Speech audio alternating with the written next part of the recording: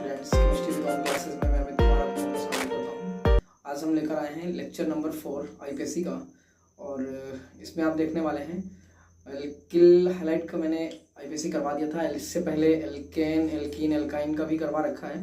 तो इस लेक्चर में हम आज बात करेंगे कार्बोक्सिलिक अम्ल और एल्कोहल की। तो आइए देखते हैं एल्कोहल का आईपीएससी क्या होता है। तो आपको ग्राफ तो मैंने जैसे बनाया था वैसे ही आपको बनाना है। आपको अनुलग्न और क्रियात्मक समूह, सामान्य सूत्र, ये सारी चीज़ें पूरा ग्राफ जैसे बनाया था वैसे ही देखिएगा। तो हम बात करते हैं अल्कोहल की। अल्कोहल अल्कोहल क्या होते हैं? ROH सूत्र के यौगिक जो होते हैं वो क्या होते हैं? अल्कोहल होते हैं। और इनका सामान्य सूत्र अगर हम बात करें, सामान्य सूत्र और इनका अनुलग्न अनुलग्न अनुलग्न क्या होता है? सफिक्स बोलते हैं इसको, सफिक्स। तो सफिक्स क्या होता है इसके बारे में हम बात करेंगे। और इन दोनों चीज़ों को आपको जानना जरूरी है, क्योंकि एल्कोहल जो होते हैं वो ROH सूत्र होते हैं और R का सूत्र एल्किल कहलाता है। एल्किल को हम क्या बोलते हैं?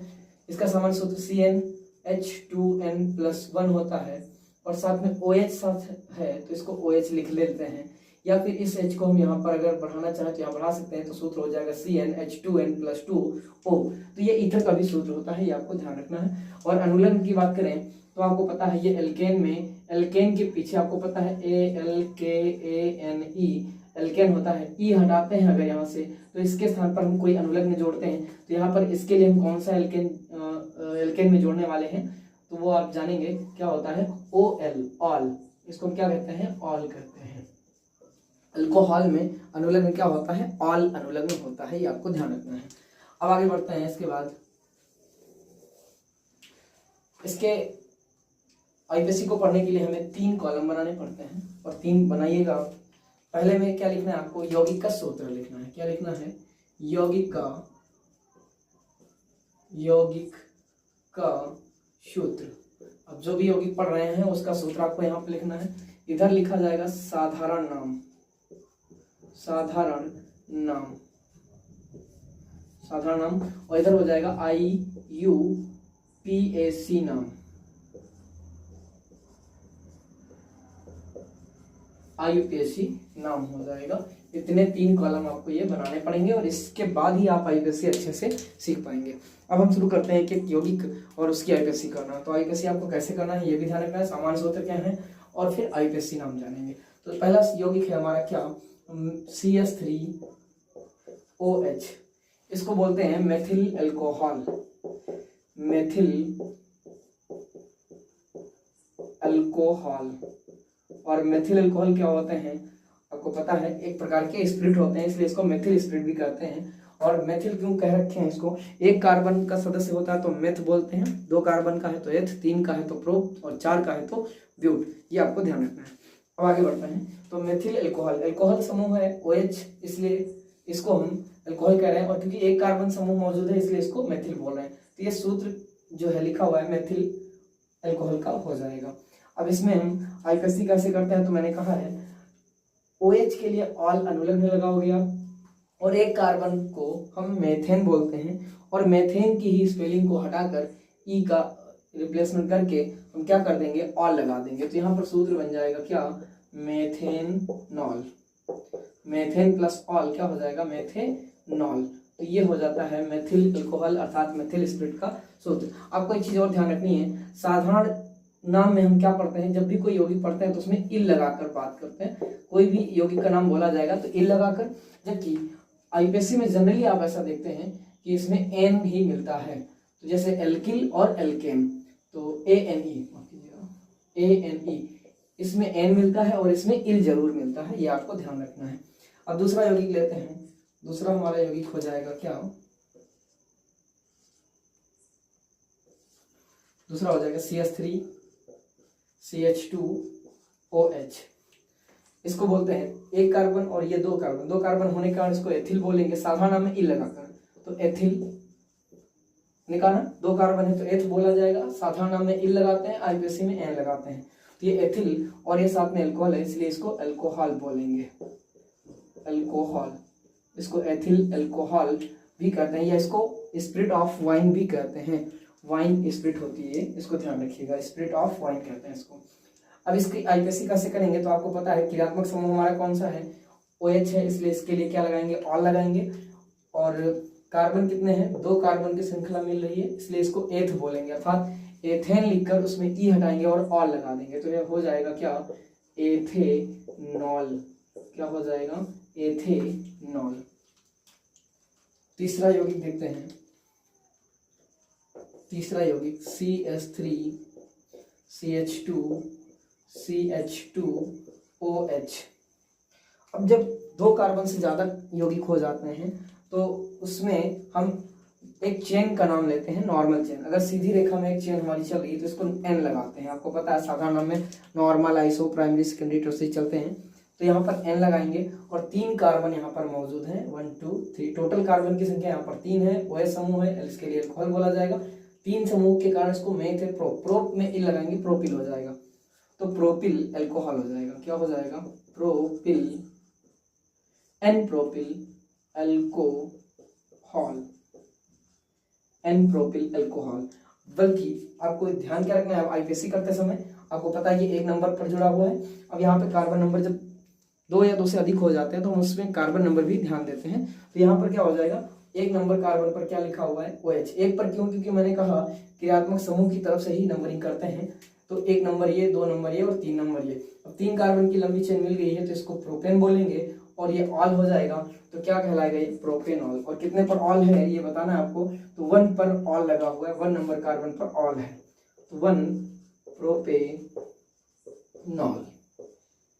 या इसको 1 ऑल प्रोपेन भी कह सकते हो आप।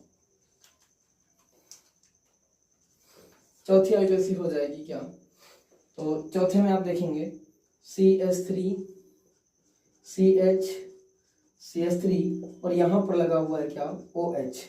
अब अगर ऐसे में OH यहाँ पर लगा हुआ है तो ये सीधी श्रृंखला चल के शाखा में बढ़ गई, इसलिए इसको आइसो बोलते हैं। क्या बोलते हैं, आइसो।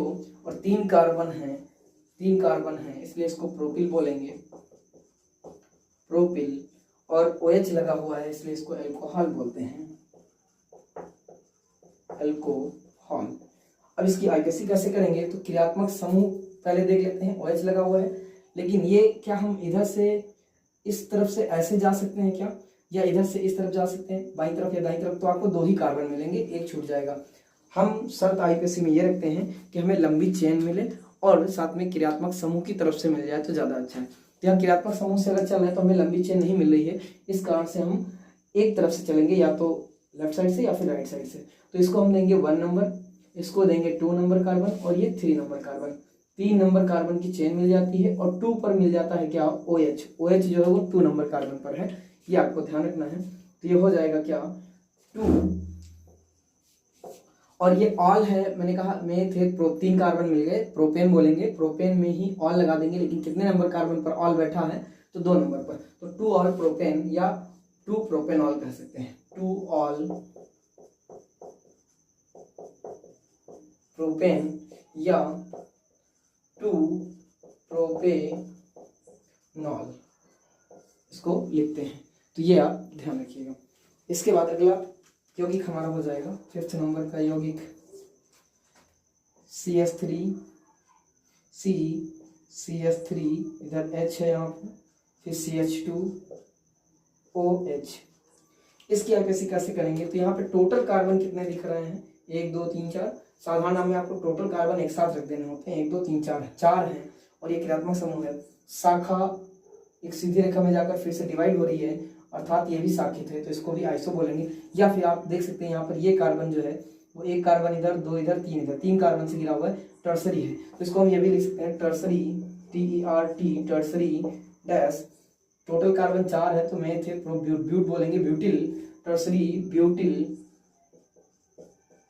टर्सरी ब्यूटिल, और ये अल्कोहल हो जाएगा OH के लिए, तो ये हो जाएगा टर्सरी ब्यूटिल अल्कोहल,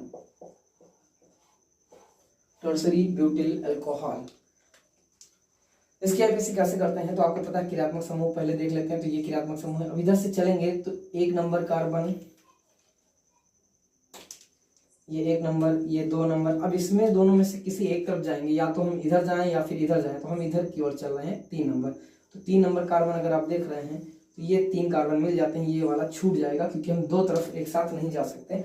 तो ये कार्बन जो छूटेगा ये मेथिल बन जाएगा। अब मेथिल कितने पर छूटा है, 2 नंबर कार्बन पर है, 1 पर ऑल है। अब इस 3 कार्बन की श्रृंखला मिलने का इसको प्रोपेन कहेंगे। तो प्रोपेन है, 1 पर ऑल है और 2 पर मेथिल है। इसको आईपीएससी में कैसे लिखेंगे ध्यान दीजिएगा। तो इसको हम लिखेंगे अब क्या, या तो हम लिखना चाहे ऑल को, मैंने कहा क्रियात्मक समूह को आप पहले अगर लिखना चाहे तो लिख दें या फिर मेन चेन में जोड़कर लिख सकते हैं। तो हम इसको मेन चेन में लिख रहे हैं जोड़कर, मेथिल पहले लगा रहे हैं। हालांकि दोनों बता दे रहे हैं, आप दोनों देख लीजिएगा। तो ये हो जाएगा क्या, 1 all 1 dash all dash methyl 2 methyl, 2 पर मेथिल है, 2 मेथिल और 3 कार्बन की चेन मिली है, प्रोपेन बोलेंगे, प्रोपेन। या इसी को हम क्या लिख सकते हैं, ये 1 ऑल उठाकर हम चेन में जोड़ दें तो क्या बन जाएगा, आप देखिएगा ये हो जाएगा 2 मेथिल प्रोपेनॉल, 2 मेथिल। अब ये 2 मेथिल बचेगा, 1 ऑल चला जाएगा तो 2 मेथिल बचा और प्रोपेन में ऑल लगा देंगे तो ये हो जाएगा 1 डैश प्रोपेनॉल, 1 डैश प्रोपेनॉल। ये हो जाता है इसका आईपीएससी नाम। अगला यौगिक 6 नंबर यौगिक हो जाएगा हमारा CS3 CS3 CS3।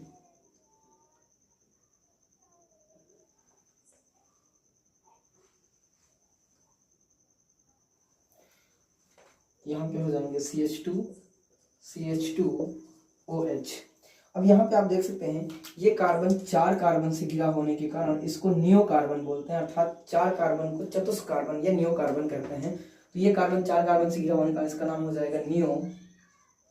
और टोटल कार्बन कितने दिख रहे हैं इसमें, 1 2 3 4 और 5, ये 6 कार्बन आपको दिख रहे हैं। तो ये हो जाएगा hexyl, neo hexyl, neo hexyl alcohol.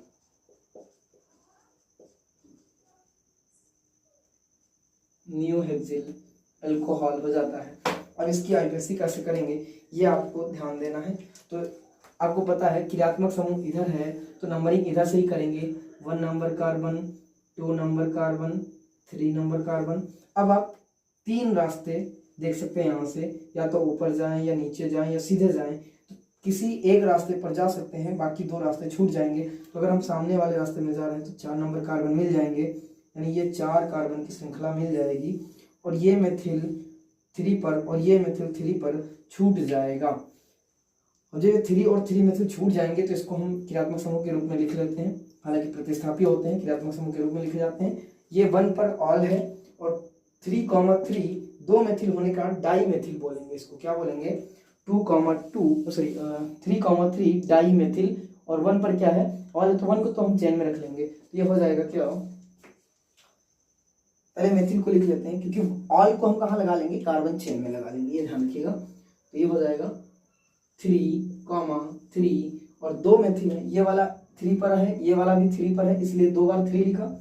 और डाई मेथिल है, 2 मेथिल होने का इसको डाई मेथिल बोलेंगे, डाई मेथिल, डाई मेथिल। और 1 पर ऑल है और 4 कार्बन की श्रृंखला मिल रही है तो ब्यूटेन प्लस ऑल, तो डैश 1 डैश ब्यूटेनॉल, ब्यूटेनॉल मैंने कहा 4 कार्बन है ब्यूटेन बोलेंगे। और 1 पर ऑल है तो 1 ऑल लगा देंगे, ब्यूटेन में ही लगा देंगे तो 1 ब्यूटेनॉल बन जाएगा। ये हो जाता है आपका अल्कोहल का आईपीएससी। इसके अलावा भी 1-2 और आईपीएससी हैं, उनको भी देख लीजिएगा, इसको नोट करिएगा, फिर आगे बढ़ते हैं। इसके आगे 7th नंबर आईपीएससी आपकी हो जाएगी क्या, CH2OH, CH2OH। ये यौगिक जो होता है इसका साधारण नाम बोलते हैं इसको ethylene glycol, ethylene glycol. UP board में काफी पूछा जाने वाला क्वेश्चन है ये, एथिलीन ग्लाइकॉल।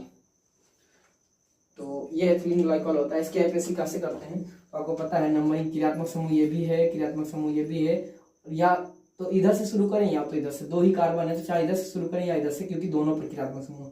तो हम एक को मान लेते हैं ये 1 और ये 2 हो जाएगा। तो 1 पर भी ऑल है, 2 पर भी ऑल है, 2 ऑल है, 2 ऑल होंगे तो इसको क्या बोलेंगे, डाइऑल बोलेंगे।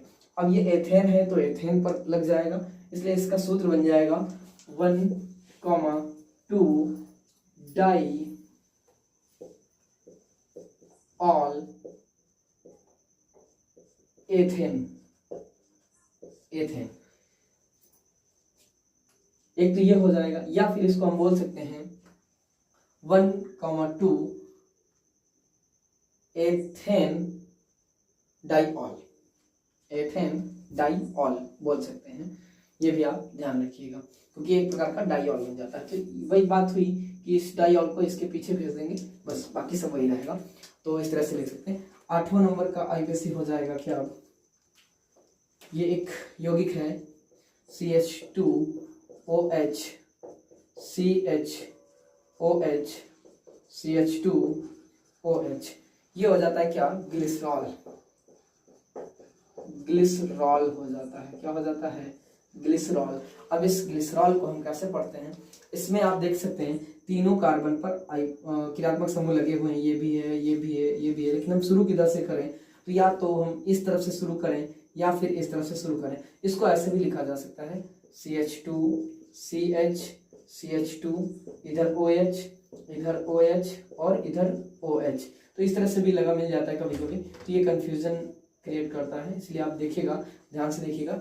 ये OH यहाँ पर पहले नंबर पर है, अगर एक इधर देखना चाहे इधर से देखें या फिर इधर से देखें, मिलेंगे आपको 3 ही कार्बन। ये 3 कार्बन की श्रृंखला है, और ये एक OH, एक OH ये और एक ये, 3 हो जाते हैं। ये तीनों क्रियात्मक समूह का कार्य करते हैं। अब यहाँ पर कैसे आईपीएससी करेंगे, तो एक तरफ से तो शुरू करना ही होगा, इसलिए हम इधर से शुरू करेंगे, या तो इधर से शुरू करें या फिर इधर से। तो 1 2 3 दोनों तरफ से शुरू कर सकते हैं, ध्यान रखिएगा। 1 2 3 3 कार्बन है, एथेन मेथ प्रोपेन हो जाएगा, और प्रोपेन के साथ में इसमें 3 ऑल हैं, कितने पर है, तो 1, 2, 3 ट्राइऑल।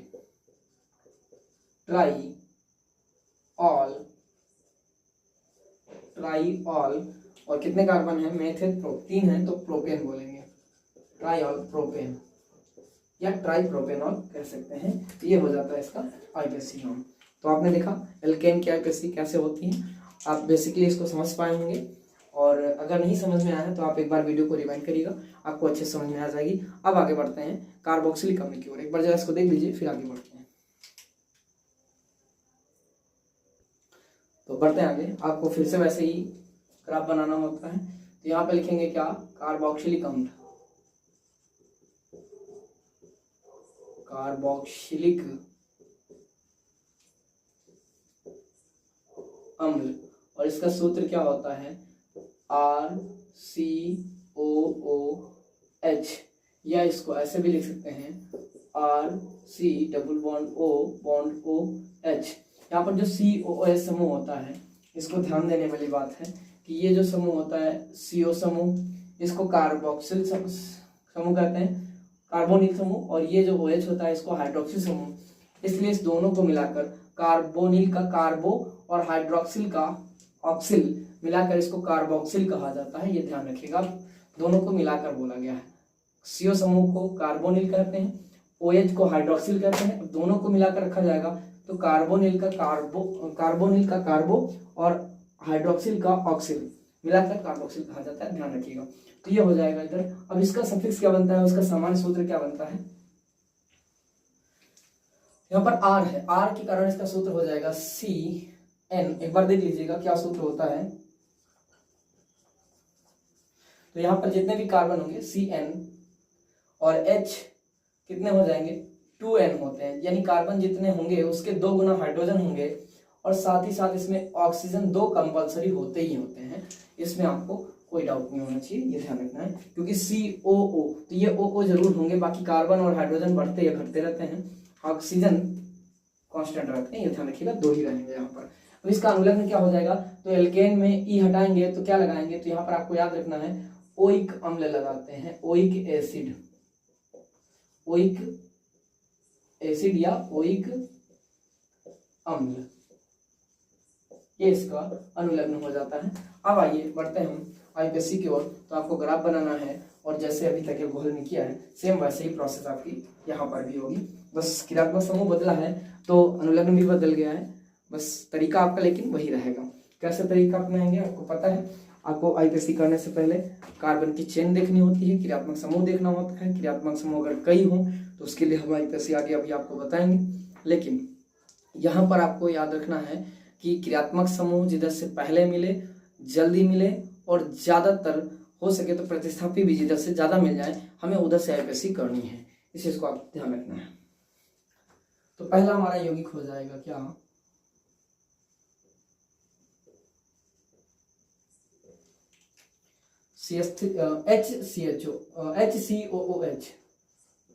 HCOOH। इसको हम ऐसे भी लिख सकते हैं HC डबल बॉन्ड O, तो इस तरह से भी लिखा जा सकता है अथवा करके।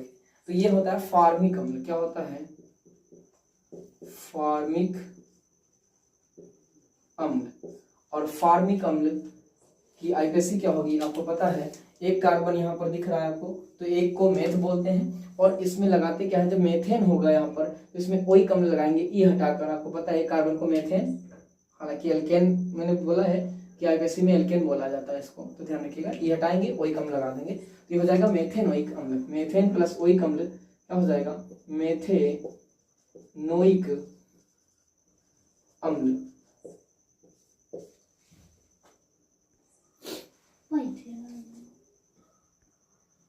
अब दूसरा हो जाएगा CH3COOH। इसमें आप देख सकते हैं दो कार्बन है, इसलिए इसको वैसे तो फार्म और एसी चलता है, एल्डिहाइड और कार्बोक्सिलिक अम्ल में। एक कार्बन के लिए फार्म चलता है और दो के लिए एसी चलता है।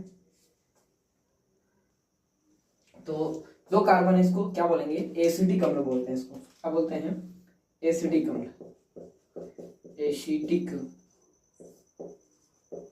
अम्ल। और फार्मिक अम्ल आपको पता है कहाँ पाया जाता है, तो चींटी के डंक या निडल्स में पाया जाता है। और एसिटिक अम्ल जो होता है वो सिरके का स्रोत होता है, सिरके में पाया जाता है।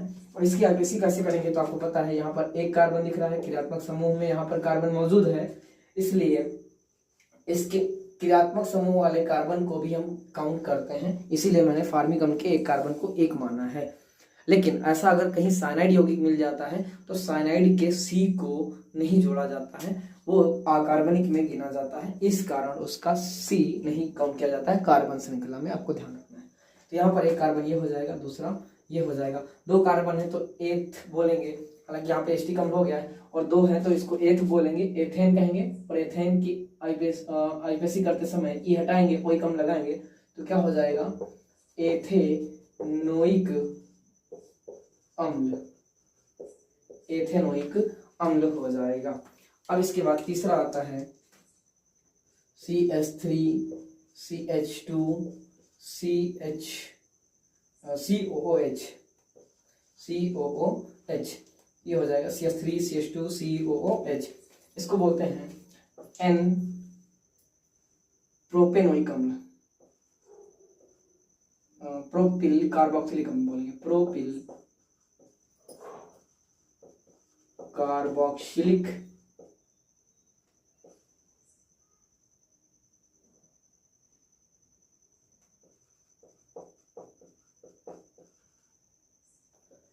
प्रोपिल कार्बोक्सिलिक अम्ल हो जाएगा।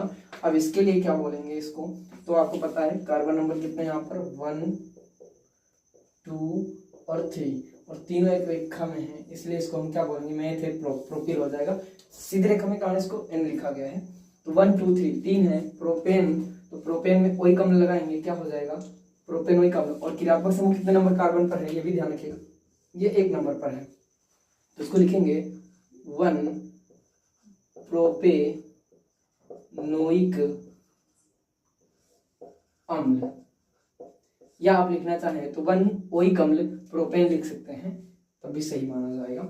चौथी आईपीएससी हो जाएगी CH3CH2CH2COOH। इसको बोलते हैं ब्यूटिरिक अम्ल। इसको N ब्यूटिल कार्बोक्सिलिक अम्ल या ब्यूटिरिक अम्ल बोलते हैं। क्या बोलते हैं,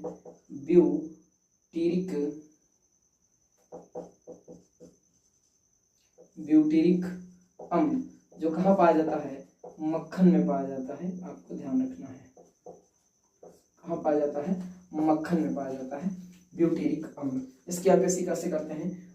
तो ये भी एक नॉर्मल चेन है, इसका साधारण नाम एन ब्यूटिल कार्बोक्सिलिक अम्ल हो जाता है। तो इसकी आईपीसी इधर से करेंगे, 1 नंबर कार्बन हो जाएगा ये 1 2 ये 3 और ये 4, 4 कार्बन है। पहले पर क्या मौजूद है? क्रियात्मक समूह पहले पर ही मौजूद है। अगर कहीं बीच में मिल रहा है तो आपको उस हिसाब से करना है। तो 1 पर ओइक अम्ल है इसलिए 1 लिखेंगे पहले हम 1, और क्योंकि ओइक अम्ल को इसी चेन में जोड़ेंगे हम तो मेथेप्रोब्यूट ब्यूटेन ओइक अम्ल हो जाएगा। तो ब्यूटेन प्लस ओइक अम्ल 1 पर है तो 1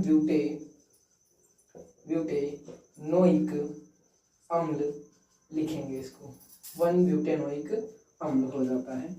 5th नंबर हो जाएगा CH3 CH CH3 CH2 COOH। इसको क्या बोलेंगे ये ध्यान रखिएगा। तो यहाँ पर टोटल कार्बन कितने हैं आपको देख लेना होता है, 1 2 3 4 5, टोटल 5 है।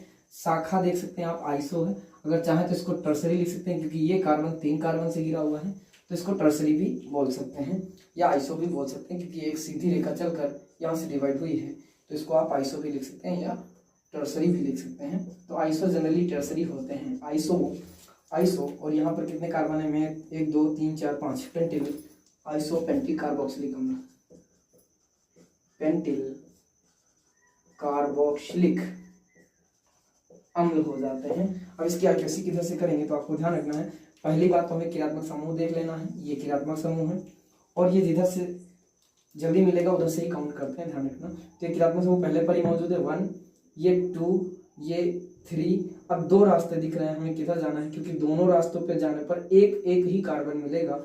अगर जिधर ज्यादा मिलते तो हम उधर चले जाते, लेकिन यहाँ पर दोनों तरफ बराबर मिल रहे हैं तो हम किसी भी तरफ जा सकते हैं। तो ये 4 नंबर मैंने ये ले लिया। अब ये चेन आपको मिल गई, ये वाला मेथिल जो है ये 3 नंबर पर छूट जाता है तो 3 पर मेथिल छूट गया, 1 पर ओइक अम्ल है, 1 ओइक 3 मेथिल। और कितने कार्बन मिल रहे हैं? 4 कार्बन मिल रहे हैं, ब्यूटेन बोल सकते हैं इसको। लेकिन हम कैसे करेंगे? ये ओइक अम्ल को श्रृंखला में लगा देंगे, 1 ब्यूटेन ओइक अम्ल और 3 पर मेथिल है तो पहले मेथिल वाला लगा लेते हैं, क्योंकि क्रियात्मक समूह को तो हम कार्बन चेन में ही लगा रहे हैं इसलिए। तो क्रियात्मक समूह पहले ये लिखना चाहिए, लेकिन इसको हम लगाएंगे सबसे लास्ट में क्रियात्मक समूह की चेन में, सॉरी कार्बन चेन में। तो ये हो जाएगा क्या? कितने पर है? 3 पर 3 मेथिल और 4 कार्बन है, 1 2 3 4। तो ये 3 मेथिल के बाद ये हो जाएगा 1 पर क्रियात्मक समूह है 1 डैश और 4 कार्बन को उसी में ओइक अम्ल लगा देंगे, ब्यूटेन ओइक अम्ल, ब्यूटेन प्लस ओइक अम्ल तो ब्यूटेनोइक अम्ल, ब्यूटेनोइक अम्ल हो जाता है। तो 3 मेथिल 1 ब्यूटेनोइक कह सकते हैं इसको, या फिर 1 ओइक 3 मेथिल ब्यूटेन कह सकते हैं, ये आप ध्यान रखिएगा। इसके बाद 6 नंबर कंपाउंड है कौन सा? COOH bond, COOH। इसको साधारण नाम में क्या बोलते हैं? ऑक्सैलिक अम्ल बोलते हैं। क्या बोलते हैं? ऑक्सैलिक अम्ल बोलते हैं। और यहाँ पर देखिएगा तो आपको 2 कार्बन दिख रहे हैं और दोनों में COOH मौजूद है, अर्थात COOH बॉन्ड COOH मौजूद है यहाँ पर, इसलिए ये 2 कार्बन और 1 और 2 पर दोनों पर ओइक है तो इसको क्या बोलेंगे? 1,2 डाई ओइक अम्ल एथेन बोलेंगे। इसको बोलेंगे क्या? 1,2 पहले पर भी और दूसरे, चाहे जिसको पहला मान लीजिए आप, इसको मानना चाहे इसको मान लीजिए या इसको मान लीजिए, जिसको मान लीजिए। तो मैंने इसको माना 1 और ये 2 तो 1,2 और दोनों पर क्रियात्मक समूह कौन सा है? ओइक अम्ल है। 1,2 डाई, 2 है तो डाई और ओइक अम्ल है, ओइक अम्ल, डाई ओइक अम्ल एथेन, 2 कार्बन है, एथेन हो जाता है।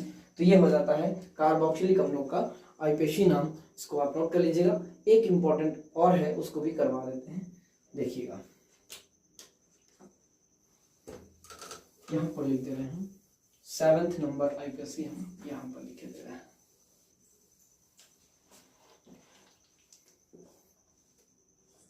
तो यहाँ पर हो जाएगा क्या, CH3 C,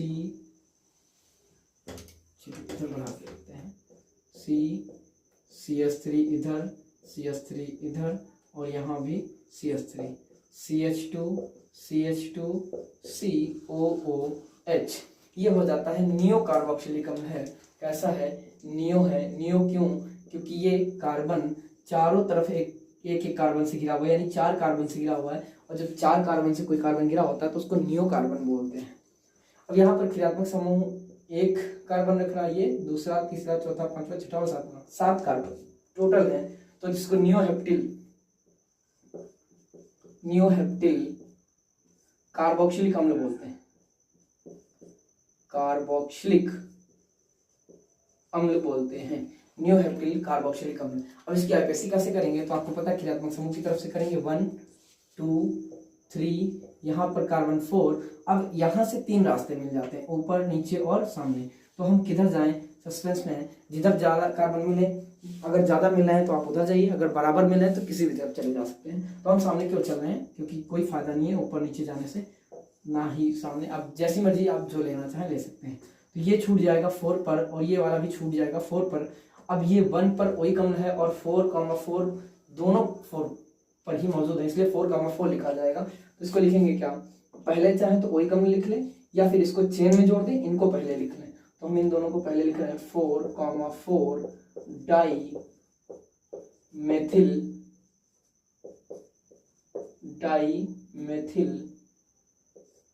4,4 डाई मेथिल, और 1 पर OH है, -1 डैश। अब इसको कार्बन में ही जोड़ देंगे OH अम्ल, लेकिन कार्बन कितने हैं, 5 कार्बन है, तो पेंटेन प्लस OH अम्ल, तो 1 पेंटेनोइक